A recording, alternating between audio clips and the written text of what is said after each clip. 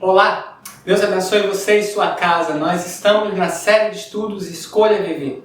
O nosso objetivo é auxiliar você para que você possa viver a fé em Cristo Jesus de forma prática, tomando boas decisões e tendo uma vida plena no Senhor.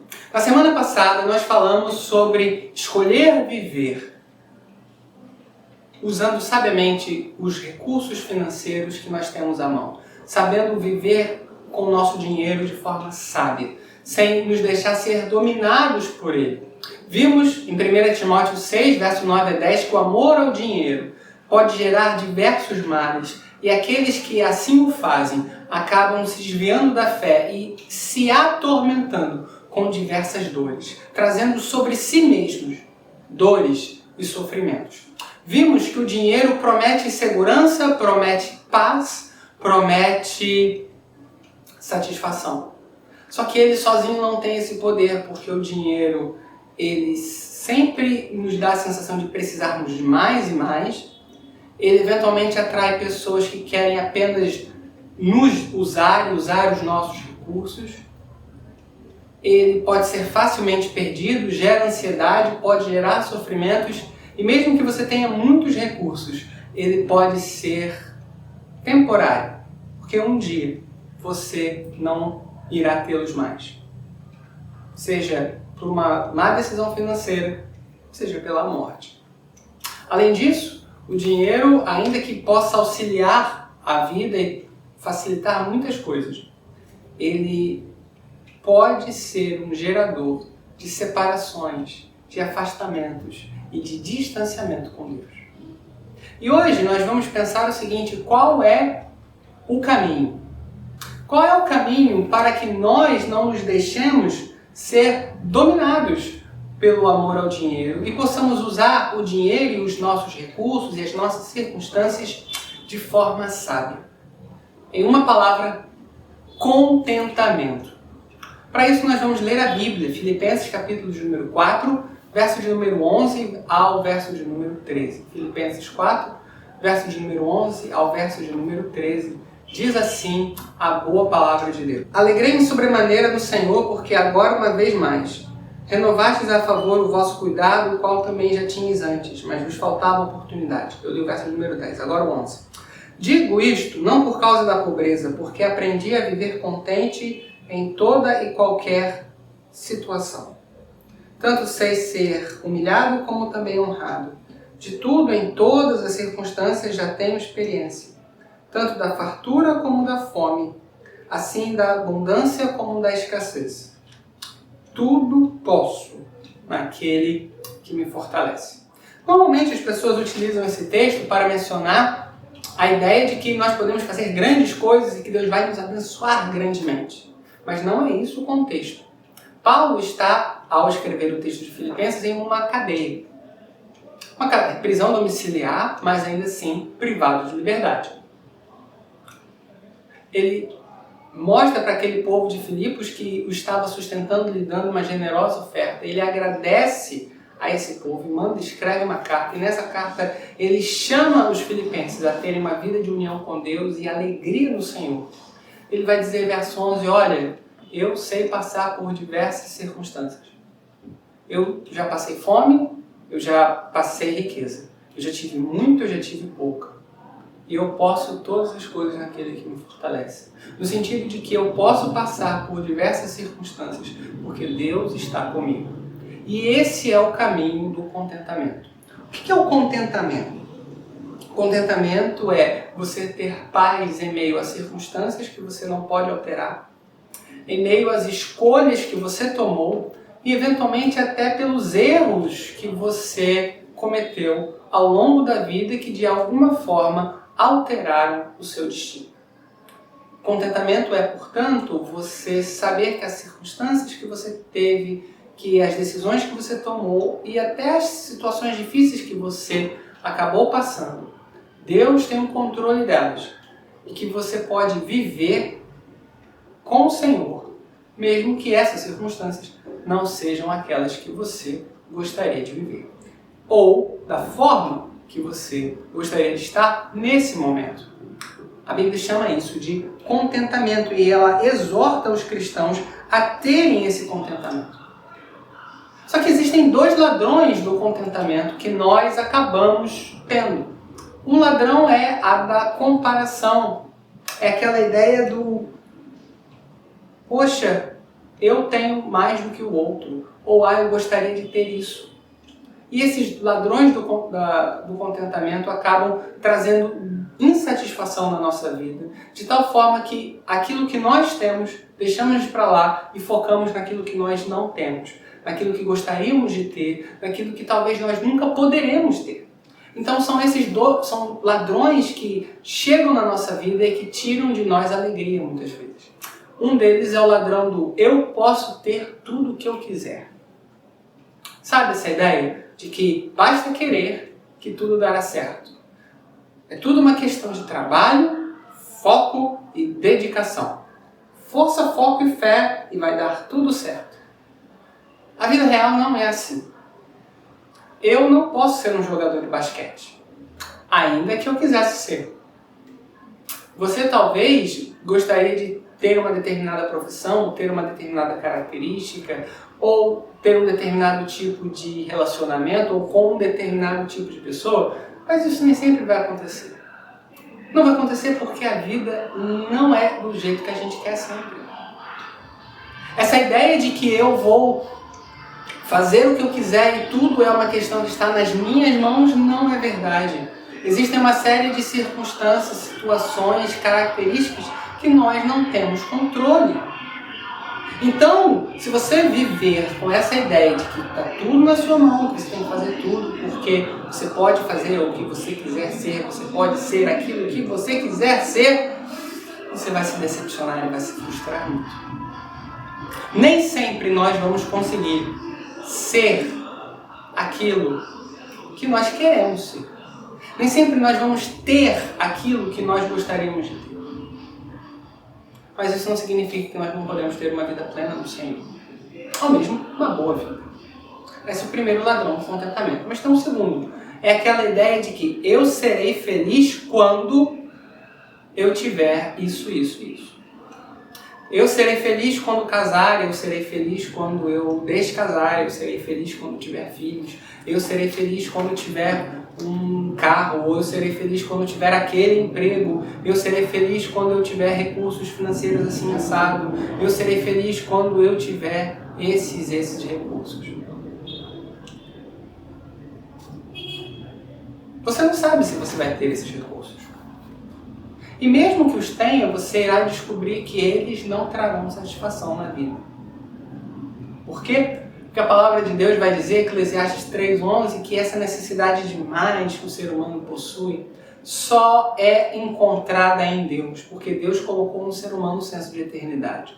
Portanto, você só vai ter plenitude na vida quando Cristo for o Senhor da sua vida. E isso nos trará contentamento. Só que, para fazer isso, eu preciso pensar que o contentamento exige de mim algumas coisas.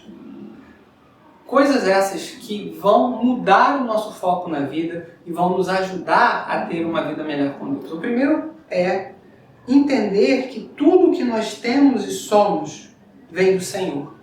1 Timóteo 6, 9 e 10 vai falar sobre isso também. A ideia, e o texto bíblico vai falar, é que é o Senhor que nos dá todos os recursos. É o Senhor que nos dá oportunidades, é o Senhor que abre portas, é o Senhor que abre relacionamentos, é o Senhor que nos dá oportunidade de estudo e de crescimento, é o Senhor que nos dá saúde para nós irmos e buscarmos, é o Senhor que nos sustenta em meio às nossas tribulações. Então, o primeiro passo para que a gente possa desenvolver contentamento nas nossas vidas é reconhecer que tudo vem das mãos de Deus. Segundo, é sermos gratos a Deus pelo aquilo que nós já temos. Sim, gostaríamos de ter mais coisas, eventualmente, mas nós já temos muitas coisas.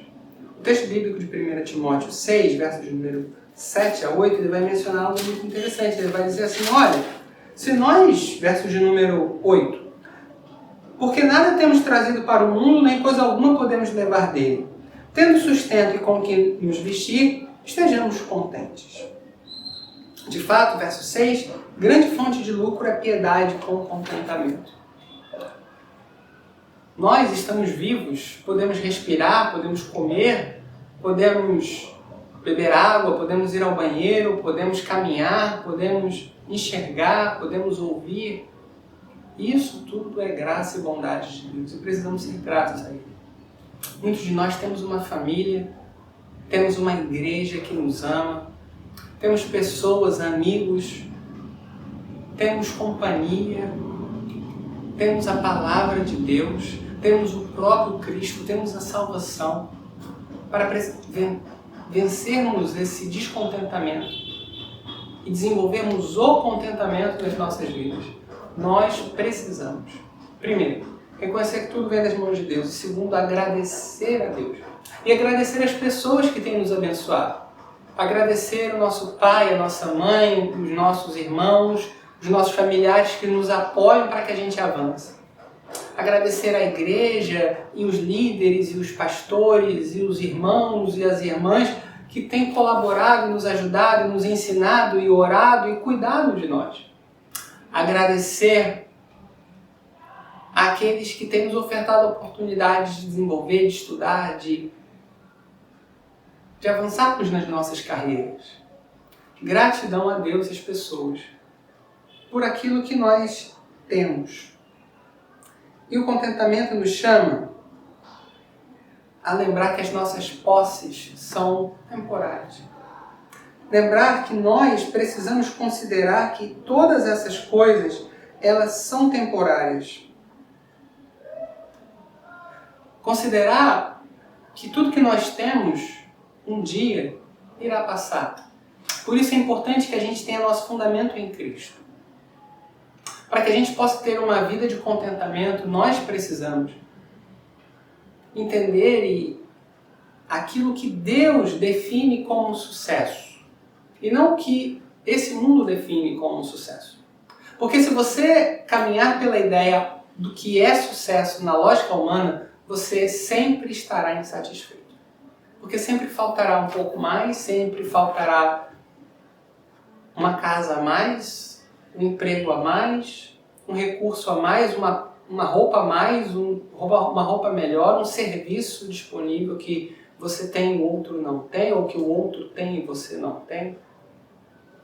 Nós precisamos seguir a lógica de sucesso que o Senhor define, e não a nossa própria lógica.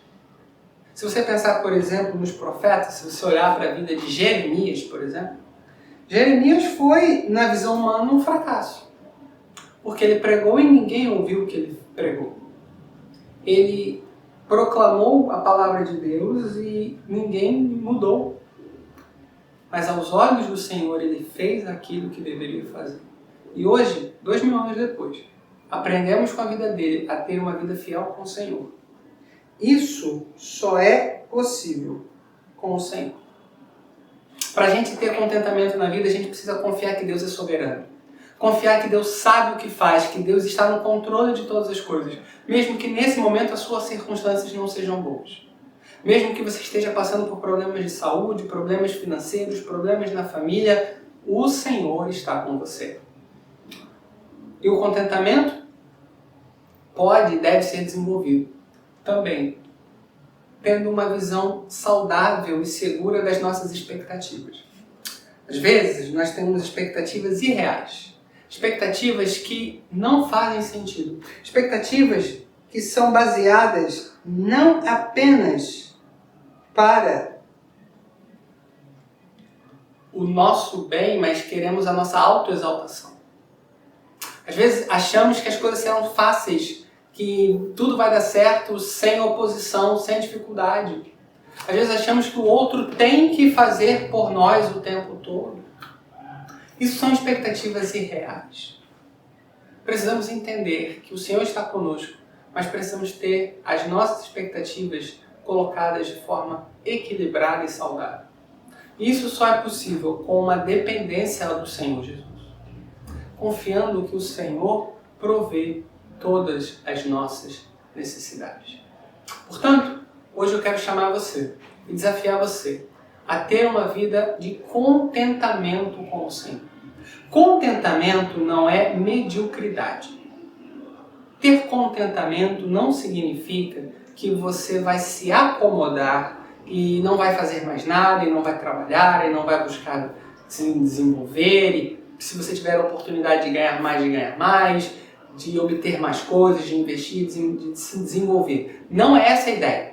A ideia do contentamento não é viver uma vida assim, bem mais ou menos, e tá bom, porque Deus quer assim. Não, isso não é contentamento, isso é preguiça, isso é acomodação, é outra coisa. Contentamento é saber que Deus é soberano sobre todas as coisas, que todas as coisas estão no controle de Deus, que tudo que temos vem do Senhor, que podemos ser gratos a Ele pela vida, pela salvação, pelos amigos, pelos irmãos, pela igreja, por aqueles que nos ajudam. Reconhecer e agradecer a Deus pelo que temos. Ter entendimento de que Ele é soberano e conduz a nossa vida. Entender que nem tudo vai correr do jeito que a gente quer. E ter expectativas saudáveis. E viver de acordo com o que a Bíblia chama de sucesso. E sucesso, na visão de Deus, é conhecer ao Senhor e ter uma vida plena de intimidade com Ele.